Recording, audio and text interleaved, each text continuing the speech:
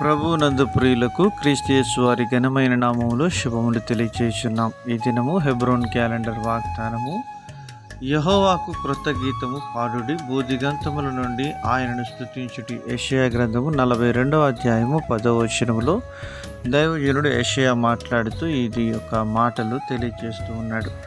ప్రియమైనటువంటి దేవుని ప్రజలారా, దేవుడు తన ప్రజలను గురించి ఆయన ఈ మాటలు సెలవిస్తుంటున్నాడు.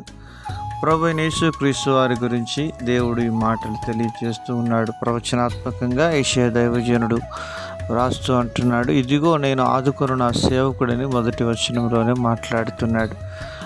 యేసుక్రీస్తు ప్రభువారు పరిపూర్ణమైనటువంటి మానవుడిగా, పరిపూర్ణమైనటువంటి దేవుడిగా ఈ లోకంలో ఆయన జీవిస్తూ వచ్చినాడు. ఆయన ఈ లోకంలో సర్వమానవాళి యొక్క పాప పరిహారం కొరకై దేవుని గొర్రెపిల్లగా సేవలో బలి అర్పణం చేయడానికి లోకానికి దిగి వచ్చినాడు.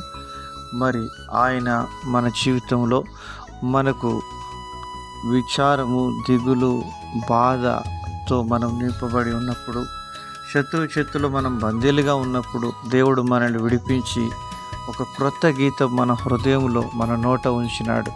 ఇశ్రాయేలు ప్రజలు ఐగుప్తులో ఉన్నప్పుడు వారి జీవితంలో దుఃఖము, నెమ్మది లేకుండా, శాంతి సమాధానం లేకుండా జీవిస్తూ వచ్చినారు. ఎప్పుడైతే వారు ఎర్ర సముద్రం దాటి బయటికి వచ్చారో వారు తంబురలు చేబూని దేవునికి స్తోత్రము, గానము చేయటం మంచిది అని దేవుని స్తుతిస్తూ ఆరాధిస్తూ వచ్చినట్లుగా మనం చూస్తూ ఉంటున్నాం. ప్రియమైనటువంటి దేవుని ప్రజలారా, ఎరికో కోట గోడలు కూలిపోయినప్పుడు దేవుని ప్రజలు దేవుణ్ణి ఆరాధిస్తూ వచ్చినట్లుగా మనం చూస్తూ ఉంటున్నాం. ఇలాగున మన యొక్క ఆధ్యాత్మికమైనటువంటి జీవితంలో శత్రువుపై సంపూర్ణమైనటువంటి విజయాన్ని దేవుడు ఇవ్వాలని కోరుతున్నాడు. అయితే మనం క్రొత్త కీర్తన పాడి ఆయనను స్తుతించాలి అని దేవుని వాక్యం సెలవిస్తూ ఉంటున్నది.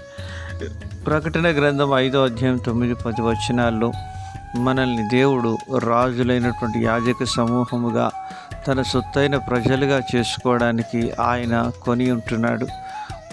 ఆయన మన నోట క్రొత్త గీతం ఉంచి ఉంటున్నాడని దేవుని వాక్యం సెలవిస్తూ ఉంటున్నది. ఎవరైతే క్రొత్తగా మార్పు చెందినటువంటి అనుభవం కలిగిన వారుగా ఉంటున్నారో, అతి సమీపంగా ఎవరైతే ఆయన శక్తిని గ్రహించగలుగుతారో వారు మాత్రమే ఆయనను ఆరాధించేవారుగా ఉంటారు. 10 మంది కుష్ఠరోగులు శుద్ధులైనప్పటికీ ఆయనను ఆరాధించడానికి ఒక్కడు మాత్రమే వచ్చినాడు. అతడు సమరయుడని దేవుని వాక్యం సెలవిస్తుంది.